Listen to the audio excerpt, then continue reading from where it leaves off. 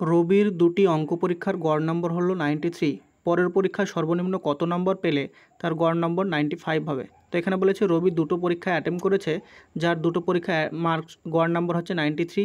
তারপর আরেকটা পরীক্ষা দেয়, অর্থাৎ 3 নম্বর পরীক্ষাতে কত নম্বর পেলে তার 3টে পরীক্ষাতে টোটাল যে অ্যাভারেজ হবে সেটা হবে আমাদের 95। তো এখানে আমাদের প্রথম যে দুটি পরীক্ষা দিয়েছে সেই দুটি পরীক্ষায় গড় হচ্ছে 93, তাহলে টোটাল সেই দুটি পরীক্ষায় টোটাল কত হবে, তাহলে 93 মাল্টিপ্লাইড বাই 2 ইকুয়াল, এইটা আমরা লিখতে পারি, মাল্টিপ্লাই করলে আমরা পাবো 186। অর্থাৎ প্রথম যে দুটি পরীক্ষা দিয়েছিল সেই দুটি পরীক্ষায় তার টোটাল নম্বর হচ্ছে 186।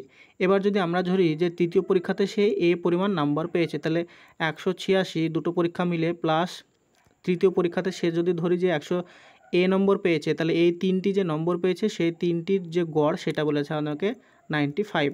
তাহলে এখান থেকে আমাদের এ এর ভ্যালুটা বার করতে হবে। তাহলে 186 plus A is equal to 95 multiplied by 3, তার মানে এইটা আমাদের হয়ে যাবে 285 অর্থাৎ 285। তাহলে এ ইজ ইকুয়াল টু আমরা কত লিখতে পারি, 285 মাইনাস 186। এটা যদি আমরা মাইনাস করি তাহলে এইটা পেয়ে যাবো 99। তাহলে আমাদের এখানে বুঝতে হবে যে এই যে নাম্বারটা ধরেছিলাম সেটা হচ্ছে আমাদের তৃতীয় পরীক্ষা, অর্থাৎ পরের পরীক্ষায় সে ন্যূনতম 99 নম্বর পেলে তার তিনটি পরীক্ষা মিলিয়ে গড় হবে 95। তাহলে এখানে অপশান নাম্বার বি হয়ে যাবে সঠিক উত্তর।